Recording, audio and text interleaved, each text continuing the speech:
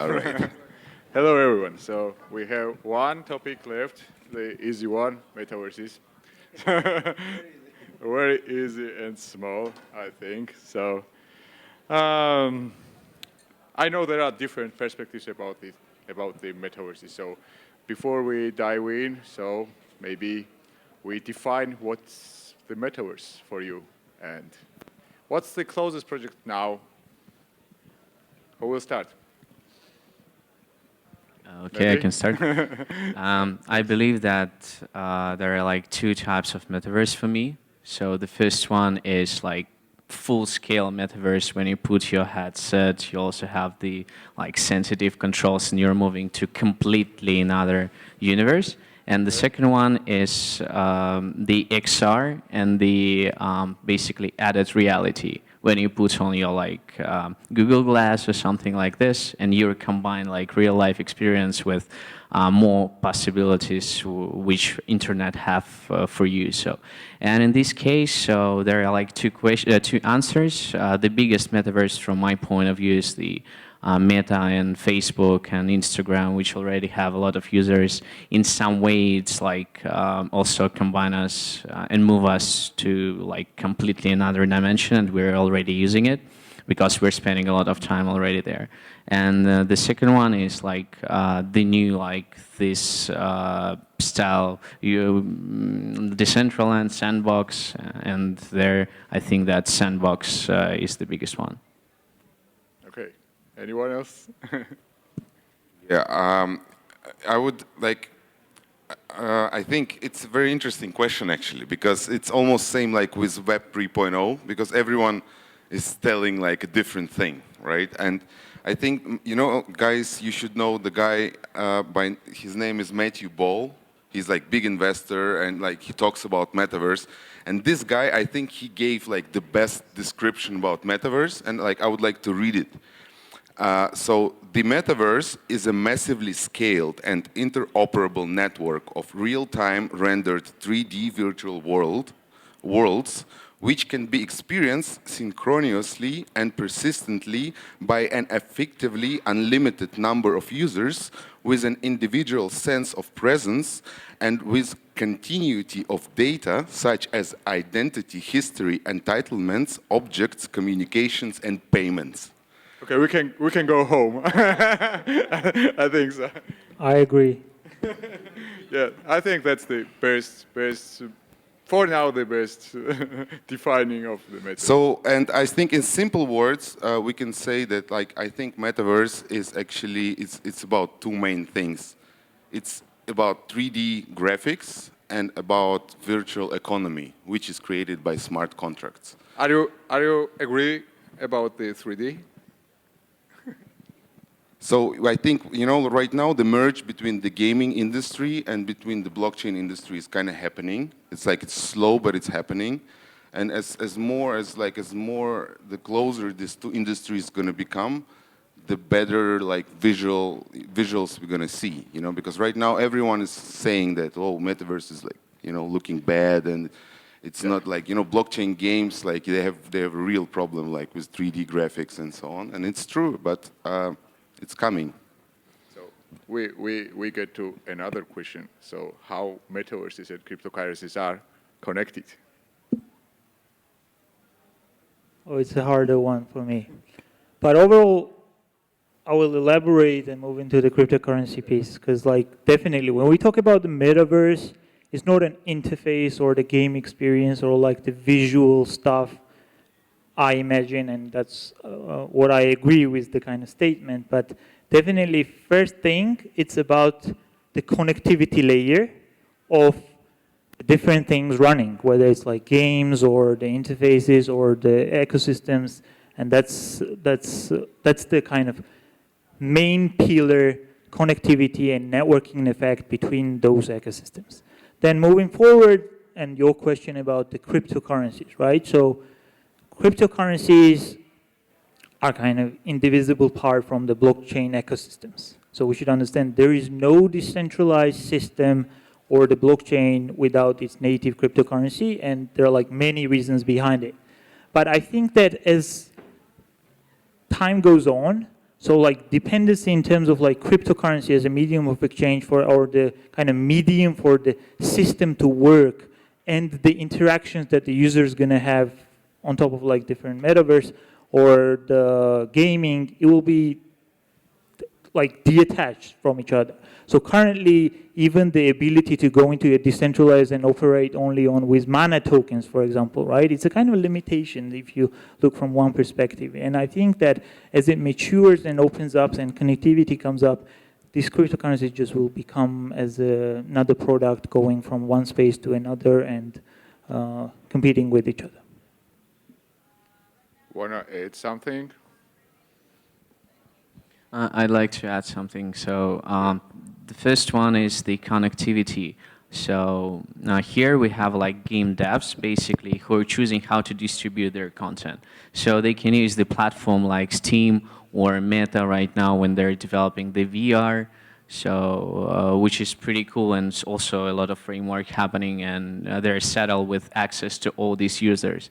So that means that I'm the fan of decentralization, and also I'm like building the DAO solution for metaverses as well to handle the payments and so on. However, if I would be the game designer right now from the connectivity issue, I think that I would first try to go to this centralized platform. However, they're taking like 20% cut like Steam, I think. However, at the same time, they're giving the value of reaching and this distribution value. So in case of the game developers, they always, let's say, they choose between going to the decentralized production or to go to the centralized one. And I don't have the answer which is best right now, and only the game devs who is releasing their game can say so.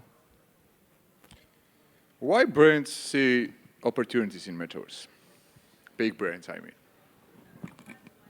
Can I? Sure. Yeah, since like we have big experience working with brands with the MetaView, and basically trying to onboard them into metaverses. And for most of the brands, metaverse just is just a blue sky. They need like good explanation. What is it? Most of them like don't want to stay behind, but it gives them opportunity to create very interesting experiences for the customers and to give this like kind of 3D experience. I rarely seen so many things like I see in the future, even like e-commerce has a future, great future into the metaverses where you can experience products you are buying. And also like brands can integrate metaverse into their daily lives. I'm not talking about like right now the decentralized metaverses still needs lots of development. It's not very user friendly, or not. You cannot connect with many usual computers. Like for the mainstream, it's still inaccessible. But it gives brands lots of innovative ways to present themselves. For example, like having like hybrid events in the metaverse at the same time in the real life also gives them opportunity to reach people without borderless anywhere, and also like have some amazing activations which users might be remembering forever, right? That's why like big brands like Nike, Adidas, or etc. trying to access this space, but still it's big vague point from the brand's point, because they are searching the ways how to enter the metaverses. But there are not many companies who are trying and helping them out. But I think like it's next wave where big brands will be taking on it, and we will see more and more cool experiences happening in. And brands will be bringing additional money into metaverses, which additionally will boost their economy inside the metaverses, and additionally like develop them. So yeah. One thing I would like to add on it, like, very important, if you ask me, component of the metaverse interaction, especially for brands, it's this digital ownership. So I think that this is what will drive overall the creation and engagement by brands and like existing companies, because like in a way, if you run an experiment, why do brands and like especially like fashion item producers are interested into that? And I've been like thinking a lot about like what is the interest? Like, do they acquire new users? There's not much going on today. So what is the idea? And if you look from the perspective that, in a way, digital assets, even collectibles, digital fashion collectibles, they give a very unique access to a generation and the users who are just getting started. So they don't have enough money to buy the real items, so they can afford buying like a digital collectible from, I don't know, a Gucci for like $30. But what brands do through that interaction is that they building the early loyalty program and like the communities around them. And I think it's a very massive and very significant tool that will be leveraged through the metaverses and by brands. Yeah, I will also would like to say just a quick thing, that metaverse is the new 3D internet. Like right now, we are looking at the flat screen, at the flat website. In the future, like in the next 5 to 10 years, like the whole internet is going to be 3D, and like plus it's going to become immersive. So we're still going to be able to access like a website, but it's going to be like a 3D space. So you're going to be able to move like around. Also from the flat screen, but also from your device, which is going to be like, you know, everyone going to have it. At the end of the day, we're all going to have like chips, Neuralink chips installed into our brain, and some kind of lenses. Like, there are two options. Like, either the nuclear war is going to happen, and then we're all fucked, or we're going to see. We are near to the nuclear war. Or we're going to see this bright future, or maybe both is going to happen. Then we're going to see the cyberpunk, right? Like, so, but it's going to be pretty interesting. Like, we might become cyber guys, you know, with you, like in 20, 30 years. I hope so.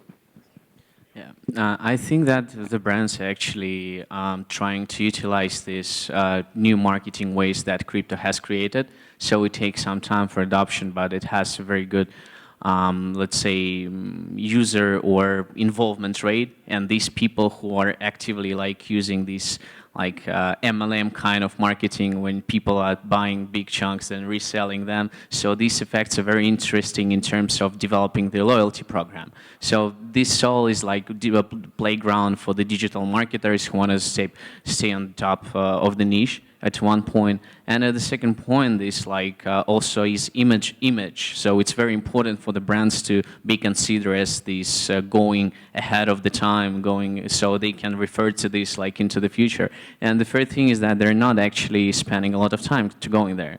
So this is kind of very interesting opportunity to a playground, but not like the main core of marketing or user retention and growth. What do you think is the biggest challenges of the metaverse right now? 300 daily users of Decentraland.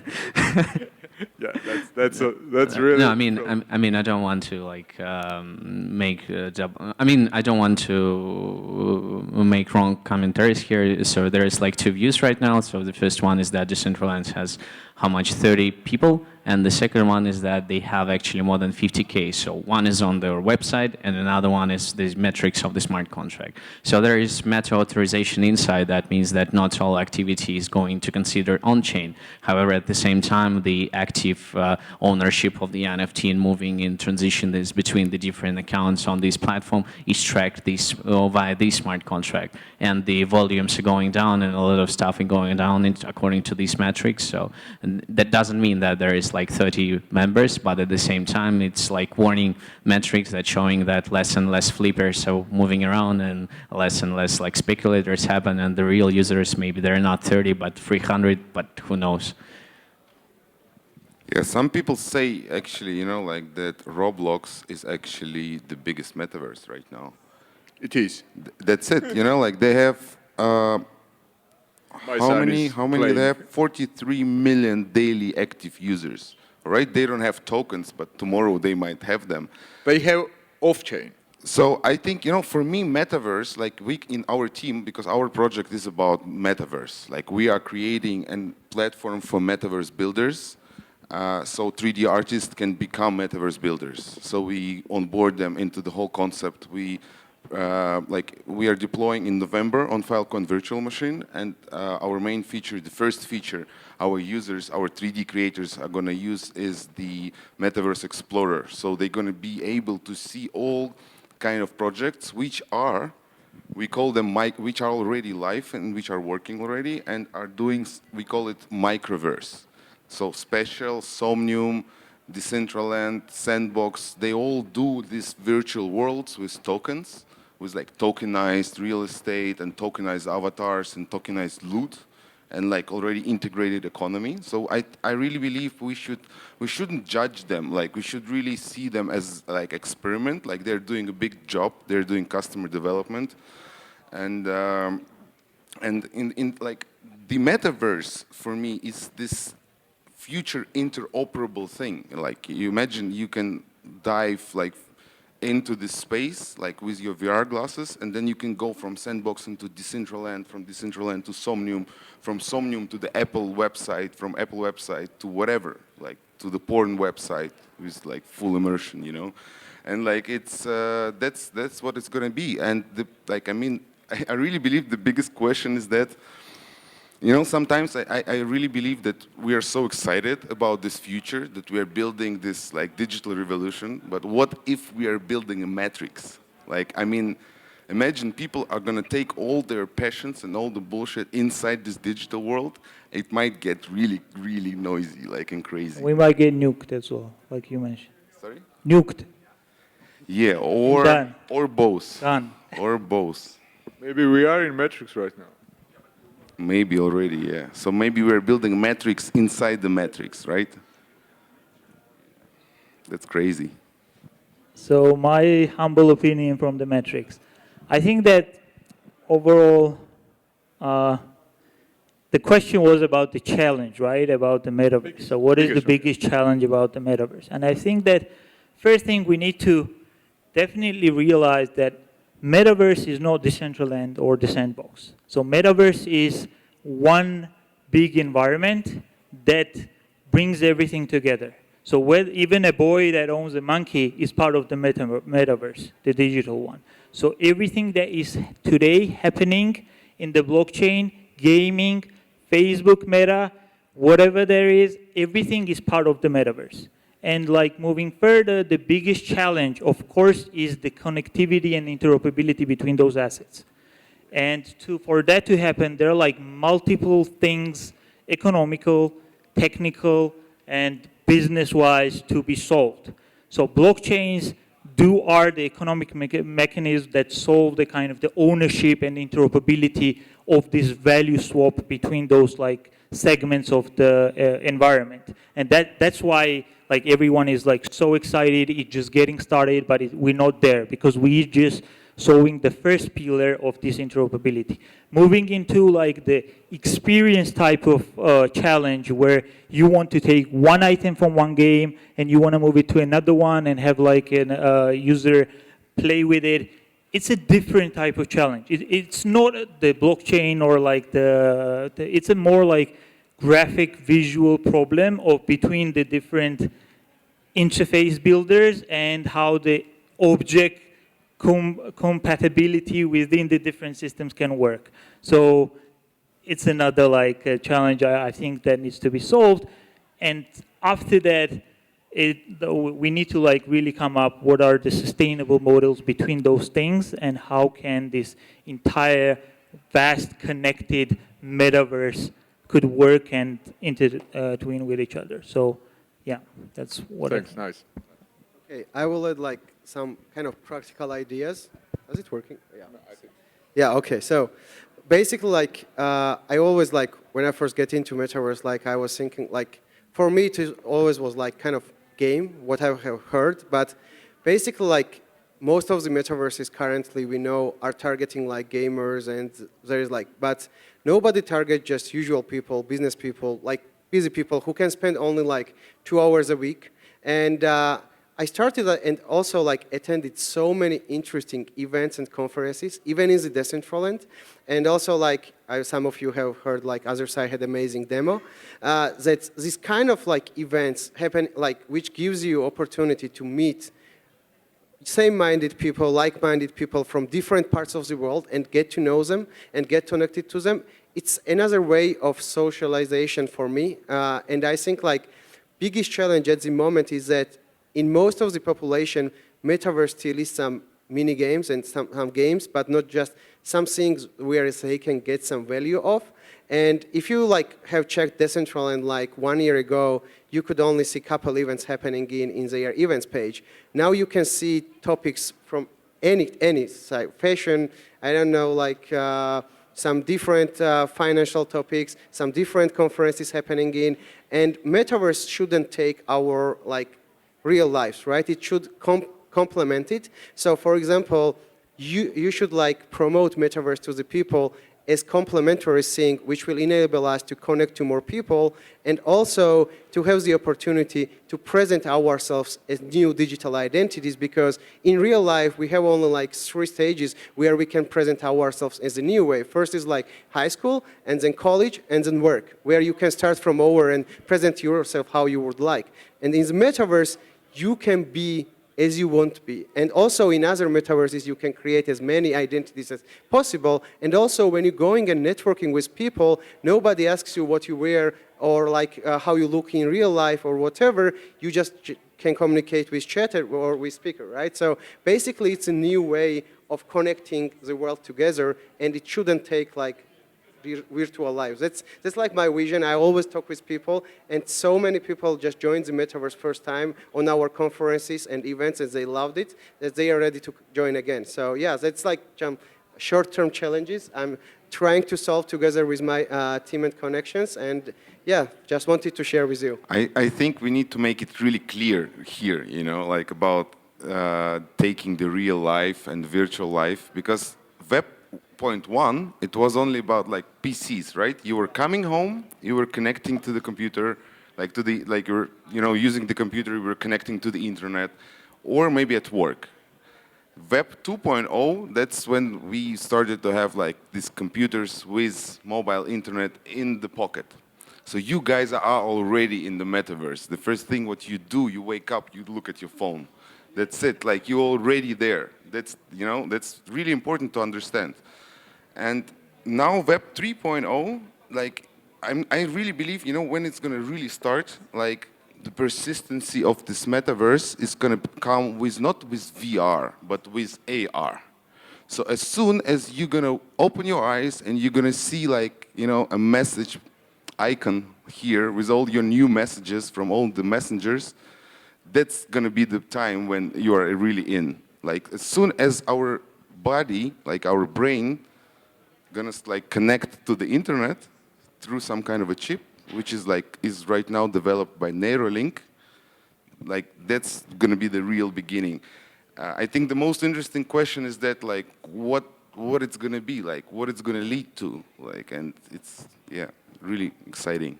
Like I think we're gonna see it in the next maximum 20 years. And I think that teenagers, they might use the word internet, like they use metaverse instead of the word like internet. Because everything they're gonna do, they're gonna order food, they're gonna like study, they're gonna work, they're gonna do it all in the metaverse. So metaverse will replace the word internet. But at the end of the day, we actually are talking about the terminology, about the word to describe how people connect to the World Wide Web. And this World Wide Web it's kind of like the evolution of World Wide Web. That's as I see it. Exactly. So next question is, what is the near future of the metaverse, and should we call it multiverse? I think like there's only one true and only metaverse, and that's enough from the scale perspective. So we don't need to come up with additional wording, but I do really agree on the thing that metaverse will replace the internet. So the future generations, they're just going to call, let's meet in metaverse, or like, let's do something in metaverse, and not like internet. Even like now, internet sounds so 1990, right? Who uses that? It's like chat and stuff and social media channels. So yeah, I do agree with that shift. And yeah, one thing I don't agree is like we're not going to like Matrix and like Doomsday and all that stuff, and people are gonna get connected and me having like the third limbo moving. No, I believe in a different kind of prosperity and the metaverse to give an ability to better redistribution of wealth, for better opportunities for the people who don't have access to the physical things that are like required, starting from healthcare to analytics to the knowledge to stuff to ownership to like creating the value. And this is what excites me actually being there, right? So ability for everyone to become part of something that is not accessible today. And that's what Metaverse is. And maybe Metaverse just will enhance how we feel and how we experience these everyday lives with each other. But definitely for me, it's a good thing. No, what I'm trying to say is that like it's going to be both. So like humans, they work like this. You know, they're going to take everything what they do. It's like yin yang. You know, like all the best things and all the worst things, like child porn. Like, is it going to exist in the metaverse? Like, how is it going to be banned and so on? Like, all that kind of questions, you know. And I also have another question, you know. Lately, I was thinking about, like, again, the destiny of the humanity, you know. And, you know, like, look at the gaming industry. Have you found it?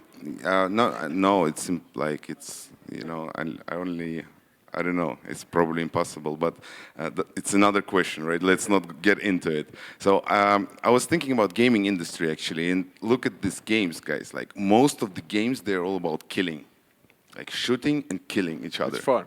So like people love it. Like, and people love this, like, you know, like to kill zombies because you can kill a lot and they're stupid. And like, so is it like kind of like, how should we treat that? Like, can we just, you know, like give these games to the humans so they're gonna stop killing each other in the real life? Or killing each other for real, it's just like a next level of immersion? Or what is it? Like, it's very interesting. I mean, look at the humanity right now. We can fly to Mars right now, and what we do is like most of the humanity lives in the Stone Age. Like, it's, I mean, so if you give this grenade to the monkey, what is going to happen, you know, like that's sometimes, I'm not sure, but I think unfortunately, like these killings are happening in real life by Russians to the Ukrainians, and you don't need games to understand how look at the wrong history. the Like humans that's are the history of right? humanity. Like it's built on like all the empires, all the wars, all the killings. It was all about getting famous, about like the more people. Maybe we connect more Russians to the playing games no, and they want Russians the right in now real are life. the Doctor So Evil for sure on this planet. It like could be a solution. It's the real murder, like right now. I'm telling you, like you can, and you can even feel the eye of the Sauron from here. You know, like actually. But I'm like that's. I mean, it's just interesting, like how it's going to evolve. But it's definitely happening, and it's exciting, like because it's also definitely a tool for humans, like for education, for communication, to become global for everyone. And I also think actually it's an interesting question about the language, that English is becoming the language of the metaverse, the main language for humans to communicate with each other. So it's also interesting. So the British Empire here like has done its job, and even the coding languages are written in English, like all the functions, like their short forms. So it's exciting to be here. It's like, I think it's going to be like a quantum jump.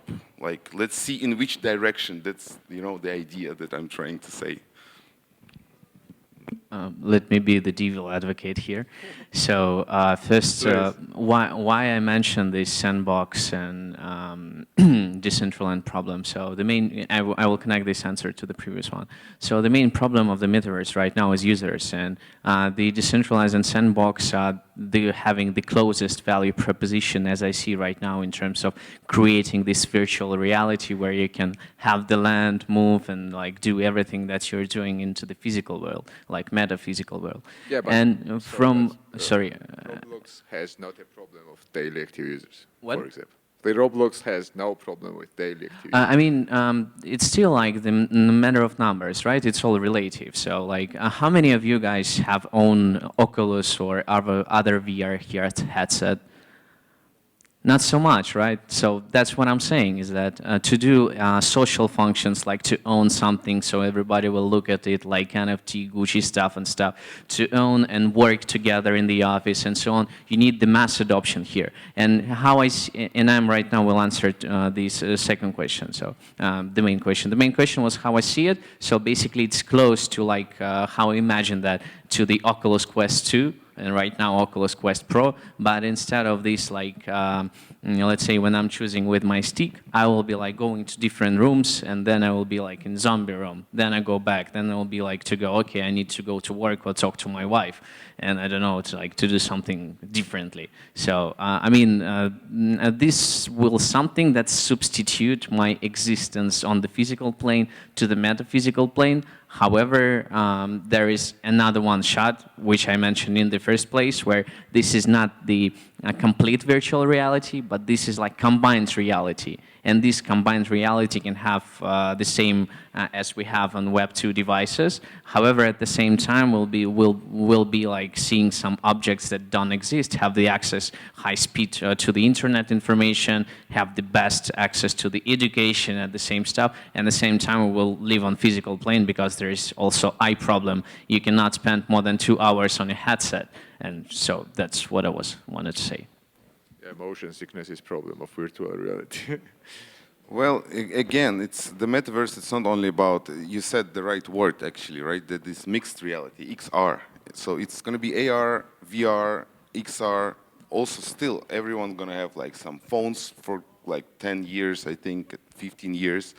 And I just like yesterday, I was actually talking about this. Like, you should remember this moment. You remember iPhone, the very first one?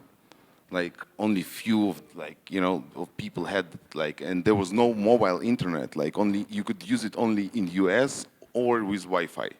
And then iPhone 3G, right? And then from there, like, boom.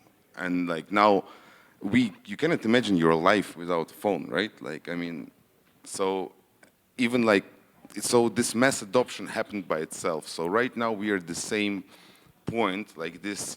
I really believe that this VR glasses, which were just announced by Meta, you heard about them, guys, right? Sure. 25th of October, it's like, it's in 2 days, right? In 2 days, they are starting to deliver them in US. Then they cost $1,500 in US. They're called Oculus Quest Pro, right? And so I really believe that this device, it's like iPhone 3G. So from now on, we're gonna see like a really, like, Apple is gonna announce in the beginning of next year, Apple is announcing their VR glasses as well.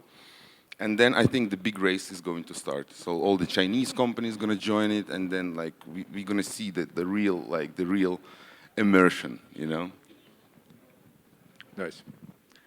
So maybe some questions from the audience.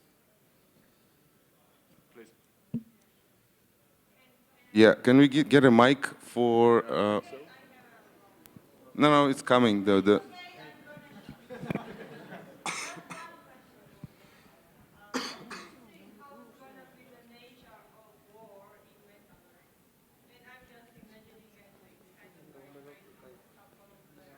It will be fun, I think.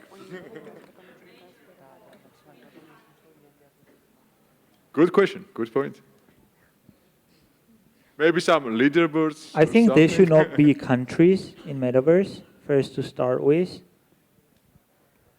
And then, I don't know if violence, of course there's going to be some kind of violence in Metaverse and etc., but it will be less devastating. So that's a good point. And yeah, unfortunately fun in a way. I have an interesting reverse question. How do you think right now the guys are feeling who are controlling Bayraktars? Like, for them, it looks like metaverse. That's another tricky thing, right? Like, there is this like mixed reality. Like, for the guys who are controlling this, like, you know, like autopiloted like things, like it looks like metaverse, but it happens in the reality. So that's a huge question. I think, you know, like all this killing in gaming, how it's going to be in the metaverse. I think it's still going to be there. I'm not so sure it's going to be some kind of like a critical, like somehow the world just going to stay probably similar, same. I don't know. But it's just going to be everything what happens in the reality is going to come into the virtual reality. How human like psychology is gonna like rework it, and what's gonna happen with it. Like, I'm hoping that humans just gonna start to make everything online. All the bad things that they're doing offline would be great if they would just do them online. But what if this online starts to feel like it's offline, you know? Then it's already too far away. Then it's getting too deep. We have another question here. What would religion be like and church? What would happen? I mean, church in the metaverse. How would it be? I think it will be the same, no? Okay, there are already like in Decentraland, like it's not like Orthodox things happening in, but there is a huge like meditations and yoga classes already happening in, even in the Decentraland, and lots of people come together from around the world and meditate together. So it can be the same, like you can be coming in the church and like praying and for the God, and it will be like, and you can meet so many people from around the world, like the same religion, and there might be also happen to be like new religions from the new generations who spend most of the time with computers, and most of them I talk like even don't believe like some traditional religions. So there might be also like new religions invented in the metaverses, and even like now it's like cultures creating around the Web3, which is like also could become like new religions, what people believe in it. So. A quick question here. Well, actually, first the comment, like to Ilya, kind of like question: what if like those things from offline, bad things coming to online? I think there are a lot of studies are actually already made in regards how it influences, and actually the human's behavior is pretty much exaggerated online, and then you can feel it in a life offline. If you look to the statistics on, for example, teenager suicides. You can see how dramatically it increased with the implementation of social media and so on because of the bullying. So it's just like a small comment. The question is also like a bit like philosophical, social thing. Do you think it will actually, the metaverse will make like even a bigger like difference between the rich and the poor, meaning that the metaverse will be for the poor, while the rich people will actually enjoy the real life? You're absolutely right. Actually, you know that the metaverse from Meta, which is called Horizon, they have launched it actually, and then they closed it. Like it was the alpha version, and the main reason why they closed it because of bullying. There was like reviews by the little girl like who was black and who was called like a nigger like 5 times like in first 2 minutes when she was online, and there were reviews about this, and like it was a scandal, and that's why they closed it. But it's already happening everything in online games, right? And no one like, I mean, that's why it's kind of like crazy, and about social studies and about all this bullying. So it's very important that people like take it really seriously, and I think that DAO mechanism can make a great job here. Like that's why it's very important like for all the nations to come together and to discuss how we can organize, you know, this new global, like for me this is the new global jurisdiction, like this digital like blockchain, you know, like interconnection of all blockchains. It's going to become like digital notary for all the processes like on the world. So we don't really need like governments like so much, and like so I think this like cities, you know, in the future they might become like more independent, and regions somehow, and the whole world might become like a confederation of regions, like with all this digital unified economic system and this additional layer of reality, which is going to be like kind of like this new 3D internet, something like this. So, but should be fine, you know. I think should be fine. Back to the answer to the philosophical question that I like, and I think that this kind of like division between the society, and that has always been something to discuss, but the itself nature of a technology and how what we've seen over the years is that yes, it might start as a very closed club, only type of special access type, but because of like generalized Moore's law and overall what is happening with the development, it becomes more accessible. So the overall phones or whatever we hold here, it started off as a very niche product, but same, the metaverse will be a technology. And Like we have now the basic need for communicate, the easy access to connect with each other. Metaverse will enhance and make more things accessible. So I think it's a good thing for the social kind of ability to provide more global access to, I know, the finance space. You know, it's not about just games and killing, right? It's about the finance. It's about the credit.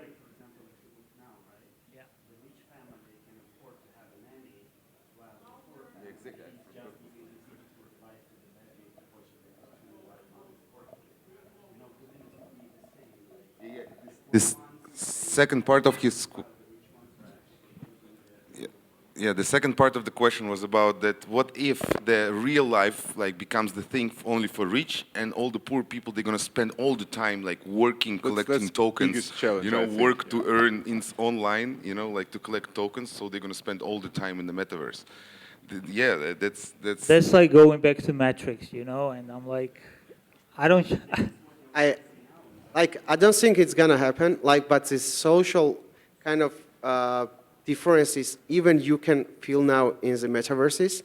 So basically, when I first entered, like, and bought land in Decentraland 2 years ago, and I entered there with usual clothes it gives me, and I went to the party. All the people had custom clothes and wearables which they bought, right? So they were even bullied. wouldn't talking at me. And I went to the marketplace and bought some unique clothing for me, right? So in the beginning, I was feeling that in the metaverse we are all equal, but that's what are for this digital ownership things, right? Somebody who has in their house Bored Ape or CryptoPunk, people talk differently to them, right? So the social differences even will be present in the metaverse, and it will be also a place for the rich and poor in my mind, because rich people are having amazing fun in metaverse at this moment now too. They are creating hybrid parties, like the bike holders, CryptoPunk holders. Like you can see like how much fun they have. I was lucky like to be presented in one of their like amazing events, and it will be for everybody. But this kind of social differences will be present in the metaverses for sure. Don't be poor. So the answer. Yeah, I'd also would like to add some regarding the difference who will be owning the metaverse. That's the important questions, because from one side we have like Meta, Zuckerberg, and all these like guys, and on the other hand we have like this distributed technology like Ethereum, which is close to be named like new religion. And so who will be in power? He will use his own religion, because religion is the way to control people, first of all, and to believe that there is some more unique people than others. And so according to the economy, so the less transactional cost, and this transactional cost requires like from the game theory, like all this corruption, all these inefficiencies in the market, all these like market making there and stuff. So the less the transactional cost, the more resources are available for people, and the more fair the distribution of these resources. However, if these resources will be controlled by the evil corp, let's say, then this will be more fair, and the user will be afraid of losing all their own ownings inside this metaverse. Also, there will be some restriction on the moving assets from the virtual world to the real, let's say, world. And so, I mean, there will be difference in two cases. So I really believe it's like some kind of a battlefield actually right now, you know, like, and I really know a lot of guys in Web 3.0 like industry who are like really deeply philosophically there, you know. They are really like building Web 3.0 projects because they really believe in this new economy, in this new world.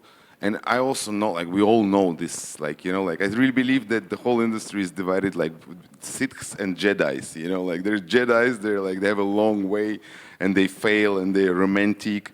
And there's the Siths guy, you know, who make like, you know, who make this sold outs, you know, they launch NFT and they make sold out like in $20 million.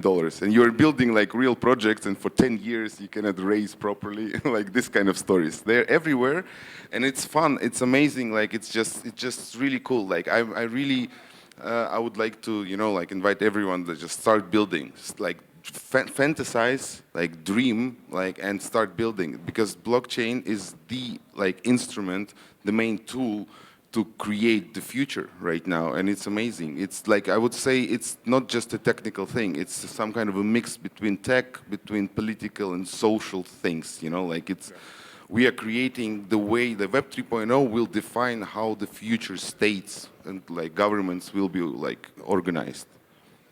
Okay, you have. Was good.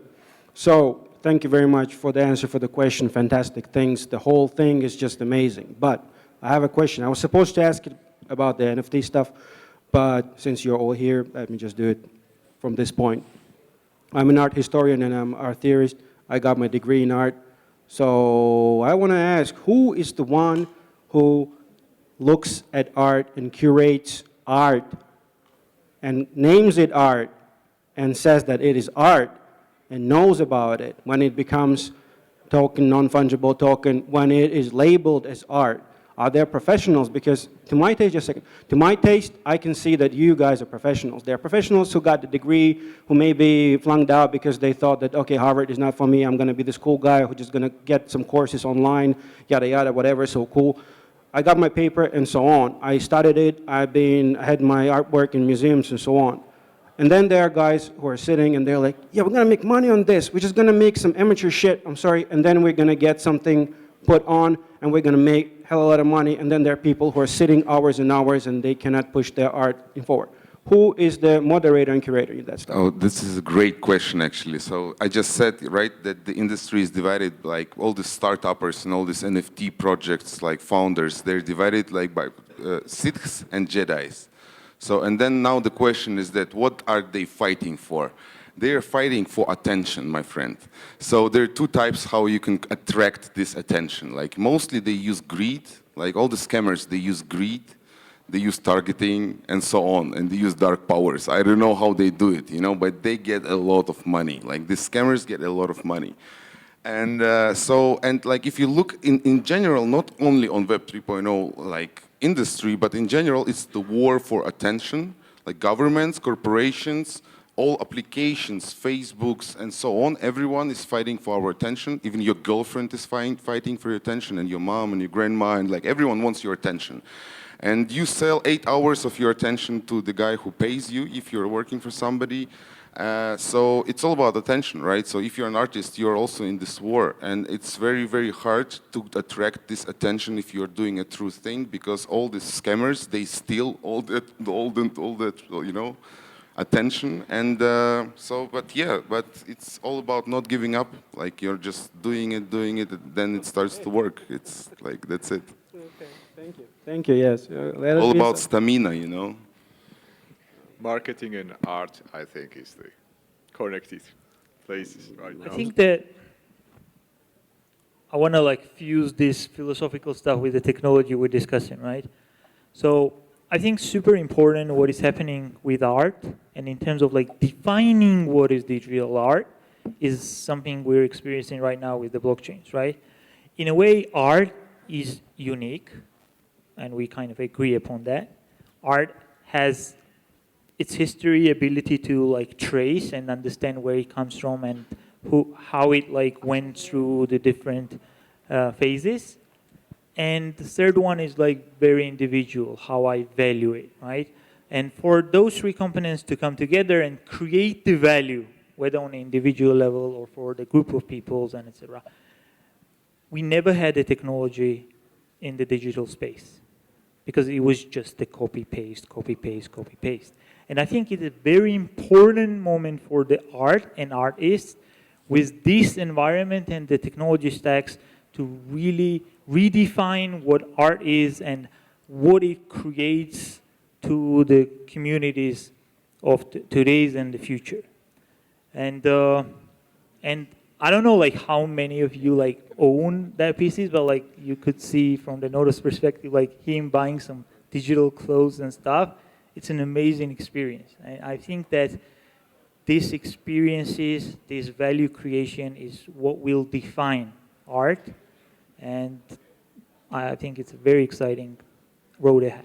Thanks for the question. NFTs are like self-digital notaries for artists. You know? Sure, please. Hi. I have a question, maybe not directly related to you, but so the metaverse and this irreversible future, I'm a psychologist, so that's my area of interest. So the implications for human psychology, for physiology, for anatomy even, you know, like what happens to the eyes, like when we don't go outside, when you don't see far, and et cetera, those are huge. And I'm sure there's already research going on in that respect, and it would be very interesting on a forum like this, for example, to have a discussion on this, and what are your thoughts and what's happening there? Oh, I have a great answer for this one. One more challenge. I'm sorry for talking so much, but I really have a good answer for this one. I believe at the end of the day, humans gonna learn how to trend, humans are looking for immortality. Like all the richest people in the world, they're trying to immortalize themselves. And all these, genetic researchers and everything, people are trying to find immortality since always, right? They're so I believe that this immortality is going to happen not on biological level. Like at some point, we're gonna learn, humans gonna learn how to bring their consciousness into the computer, and then we're gonna become machines. But that's how we're gonna become immortal. There will be no more problems. And your crypto wallet is going to become your identity, and then your consciousness somehow it's going to be like an NFT inside this wallet, something like this. I don't know, but it's far away. But it might be possible at some point. Look, I think that right now all this technical stuff, it's almost already integrated into your body. Like this thing, like Apple Watch, they really are on your body all the time. So very soon we're going to see this merge of technical stuff and biological and physiological computers, and only God knows what it's going to be. But yeah, also, I also would like to. Sorry. But it's going to be a mess, but it's going to be fine. First it's going to be a mess, but then it's going to be fine, like always. Sorry. I'd like to also to add, and compare with the experience which is happening right now with the first PCs. So, for example, when I was a kid, my parents always told me there were huge screens, and there was another screen protection stuff above of that. I also had the glasses, so I have 3 windows dividing me from this X-ray, which will blow my mind or whatever my mom said me. So to calm down a little bit about the anxiety. So humanity is always good of coping with this mechanism and making sure that it adapts. So here we will adapt it the same way, and we will adapt the technology so it will be more safe, more stable, and more calming. So basically, there are different realization of how it will happen, with the speed of this happening. But at the same time, I don't right now use any glasses. I'm looking this Retina screen, which is really good resolution. So my eyes don't harm, although I'm looking at the screen more than 8 hours a day, and everything will be fine. So I think this evolution will happen too with a VR headset or XR headset, whatever it will be. Thank you. Yeah, exactly. Please. So yeah, I wonder what is your vision regarding the whole play to earn concept, and what do you think how those game developers, those projects should behave to get out of the flood where they're in right now, and what is the best vision on how those projects should behave? So metaverse and play to earn. Okay, so I myself it seems at this moment that it's a huge hype and so many not very interesting things are happening, not very unuser friendly. They call it game, but it's not the game, unless play to earn game cannot instruct the real gamers. It won't have any success. It just will be I'm gonna log in and make some tokens and come back. For me, whatever I have experienced, most of them are just simple web pages and not the game. I cannot call them game, right? But there are some promising ones who are coming, and I think Which one? Okay, so one of the ones are Illuminum, and one is them DeFi Land, which is kind of aggregating DeFi protocols into the game, and you can have farming and stuff like that, and learn how to exchange the goods, and at the same time earn money. DeFi Kingdoms, right? Yeah, no, DeFi Land, DeFi Kingdom is also the same. DeFi Kingdoms is also yeah. cool. And also basically play to earn games basically kind of only targets people and when marketing on the earning, okay, not actually is a gaming experience.